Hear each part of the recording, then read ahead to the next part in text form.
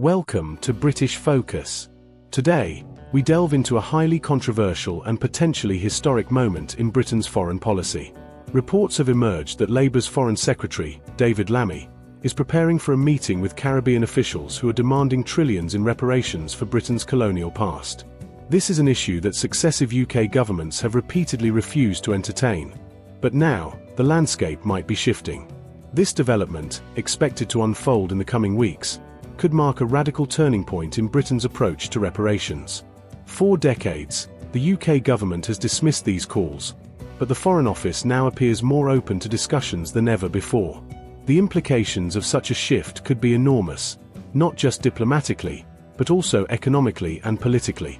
At the forefront of this movement are Caribbean leaders, led by the Reparations Commission of the Caribbean Community, CARICOM, a coalition of 15 nations that have long demanded financial compensation from former colonial powers. Their demands are staggering, with estimates reaching £18 trillion in compensation. Under Conservative rule, such claims were flatly rejected, dismissed as unrealistic, and deemed legally and morally unfounded. However, with Labour now in power, campaigners believe they have a real opportunity to push their case forward. So, the question remains, is Britain about to cave to these demands? Could Lammy's willingness to engage with CARICOM signal a dramatic shift in UK foreign policy? And most importantly, what does this mean for the British taxpayer? A historic meeting is scheduled for April, where representatives from David Lammy's office will sit down with CARICOM leaders to discuss reparations. According to The Telegraph, this delegation will formally restate their demand that Britain compensate the Caribbean for its role in the transatlantic slave trade. I'm afraid, as Caribbean people, we are not going to forget our history. We don't just want to hear an apology, we want reparation. Following this visual introduction, the discussion continues. CARICOM has long called for reparations from former colonial powers, but this meeting will mark the first formal engagement with the UK government in over a decade. For 14 years, successive Conservative Prime Ministers have outright rejected the idea of reparations, repeatedly rebuffing calls for even a discussion on the subject. However, with Labour now in government, many activists believe the tide is turning and that there is finally an opening for meaningful progress. The momentum behind this movement gained further traction when Barbados Prime Minister Lammy made headlines, claiming that Britain owes her country £3.9 trillion in reparations. Additionally, a 2023 report estimated that the former Caribbean colonies are collectively owed a staggering £18 trillion. Motley has been vocal on this issue for years, even pressuring Keir Starmer to put reparations on the agenda during last year's Commonwealth Heads of Government Summit in Samoa. The demand for reparations is no longer a fringe issue, it has become a major point of diplomatic tension between Caribbean nations and Britain. Labour's position on reparations. Figures within the Labour Party have expressed varying degrees of support for reparations. David Lammy, now Foreign Secretary, has previously stated that Britain needs to reckon with its colonial past and pursue a process of repair. In a 2020 podcast, Attorney General Lord Hermer argued that there is both a moral and legal case for reparations. Several Labour backbench MPs, including former party leader Jeremy Corbyn, have also backed some form of reparations. Corbyn, now an independent MP, made a controversial statement at an event in Jamaica last year, arguing that Britain's failure to act only strengthens the case for reparations. He believes that reparations should be directed towards healthcare, housing, and education in Caribbean nations. When CARICOM meets with UK officials, they are expected to present an updated list of 10 demands for reparatory justice. These demands include direct financial compensation, the establishment of development funds, and formal apologies from Britain for its role in the slave trade. The UK government's response.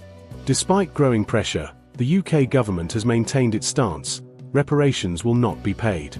A spokesperson from the Foreign Office told The Telegraph that there are no current plans for a ministerial-level meeting and reiterated that the government's position remains unchanged. We do not pay reparations. However, the fact that these talks are even taking place has raised serious questions about whether Britain's stance is softening under Labour rule. Could this be the beginning of a policy shift? If so, how far is the UK government willing to go? What happens next? With mounting pressure from Caribbean nations, as well as internal debates within the Labour Party, the discussion on reparations is not going away anytime soon. The UK now faces a crucial choice. Small Blue Diamond, will Labour take concrete steps towards acknowledging and compensating for Britain's colonial past? Small Blue Diamond, or, like previous governments, will they ultimately refuse to engage in financial reparations? This historic conversation is just beginning, and the coming months will reveal just how far Britain is willing to go. Before we wrap up, what are your thoughts on this issue? Do you believe Britain should pay reparations for its colonial past, or should the government continue to reject these demands? Let us know in the comments below. And if you haven't already, make sure to subscribe to British Focus for more in-depth coverage on the most pressing issues shaping Britain today. Hit the like button, turn on notifications, and stay tuned for more updates. The issue of reparations for Britain's colonial past is no longer just an abstract debate. It has become a political battleground, and the Labour Party, now in government, is at the centre of it. For years, Labour politicians have flirted with the idea of addressing Britain's historical role in slavery and colonial exploitation. Figures like David Lammy, now Foreign Secretary, have previously argued that the UK must reckon with its past and engage in a process of repair. But what exactly does that mean? Is this a serious commitment to reparations, or just another political performance aimed at appeasing activists without actually following through? Let's be clear, this is not just about acknowledging history. It's about whether Britain should be financially liable for events that occurred centuries ago. It's about whether today's taxpayers, many of whom had no ancestral connection to the colonial elite, should be held responsible for the actions of long-dead governments and businesses. And, most critically, it's about whether Labour is prepared to open the door to an unprecedented financial obligation that could run into the trillions. Labour's position: a calculated ambiguity. David Lammy's comments suggest that Labour is warming up to the idea of reparations. But the question remains, how far are they willing to go? Lammy is not alone. Lord Hermer, the current Attorney General, has also voiced support for reparations, claiming in a 2020 podcast that there is both a moral and legal case for compensation. And then there's Jeremy Corbyn, the former Labour leader, who has long advocated for direct financial reparations. At an event in Jamaica last year, Corbyn argued that Britain's failure to act only strengthens the case for reparations, which, in his view, should be channeled into healthcare, housing, and education in Caribbean nations. Now, if Labour was fully committed to reparations, they would have a concrete plan, an outline of what, exactly, this compensation would look like. But, notably, they haven't done that. What we are seeing instead is a vague, non-committal approach, a strategy that allows them to signal sympathy for reparations activists without actually promising anything specific. And why? Because they know that fully embracing reparations would be political suicide. Think about it. £18 trillion, the figure some Caribbean leaders have cited, is not just an unrealistic demand, it's an economic impossibility. Britain's entire GDP is just over £3 trillion per year. Even a fraction of that demand would cripple the UK economy. So the question is, are these Labour politicians genuinely considering such a catastrophic financial commitment, or is this just another case of political posturing? The government's official stance: we do not pay reparation. Despite Labour's flirtation with reparations rhetoric, the UK government's official stance remains unchanged, for now. A spokesperson from the Foreign Office recently told The Telegraph that there are no plans for a ministerial-level meeting on the issue, reiterating that we do not pay reparations. And yet, here's the crucial point: talks are happening. The simple fact that Britain is engaging in discussions with CARICOM suggests that Labour may be quietly testing the waters, seeing how far they can go before triggering a political and economic backlash. This is a dangerous game. If Labour moves towards formal negotiations on reparations, they risk alienating millions of British voters who see these demands as unfair, unworkable, and deeply divisive. At the same time, if they ultimately refuse to pay reparations, they will infuriate the very activists and international partners they are currently trying to appease. The political and economic risks of reparations. Let's talk about the elephant in the room. Who, exactly, would be responsible for funding these reparations? Would it come from general taxation? If so, why should today's working-class Britons, many of whom are struggling with the cost of living crisis, be forced to pay for the actions of a colonial elite that they had no part in? Would it be limited to corporate contributions from companies with direct ties to the slave trade? If so, how do you fairly determine which businesses, many of which have changed hands multiple times over the centuries, should be held accountable? And what about Britain's diverse, multi-ethnic population today? Are we seriously suggesting that immigrants who arrived in Britain decades or even centuries after slavery ended should also be forced to contribute? These are not minor technicalities. They are fundamental moral and economic questions that Labour has not addressed. And beyond the domestic implications, there's the international precedent.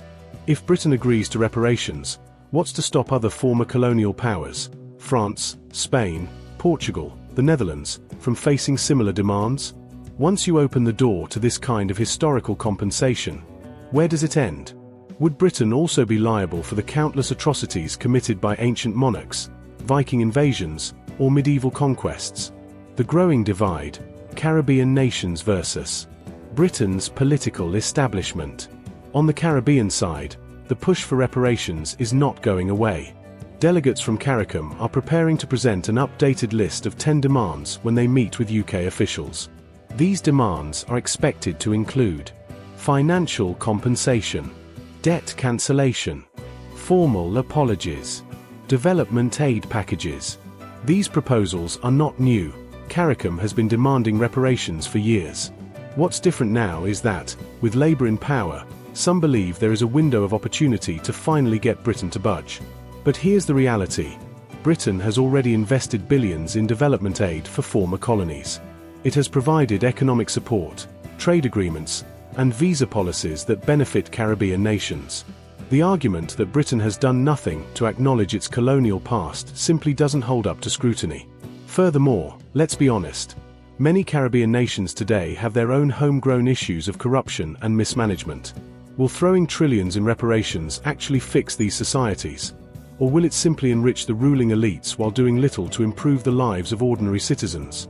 So what happens next? The Labour government is now walking a tightrope, appeasing international pressure while avoiding a domestic political backlash. The key questions remain. Will Labour push forward with actual plans for reparations? Or will they backtrack once they realise the scale of the backlash? Will the UK government continue to hold the line and refuse to make financial commitments, despite mounting diplomatic pressure? And most importantly, will British taxpayers accept footing the bill for events that happened centuries before they were even born? One thing is certain. This debate is far from over. And as the pressure builds, Labour will have to make a choice. Will they stand firm, or will they cave to the demands? Because if they do, it won't just be a matter of history. It will be a radical transformation of Britain's economic, political, and international future.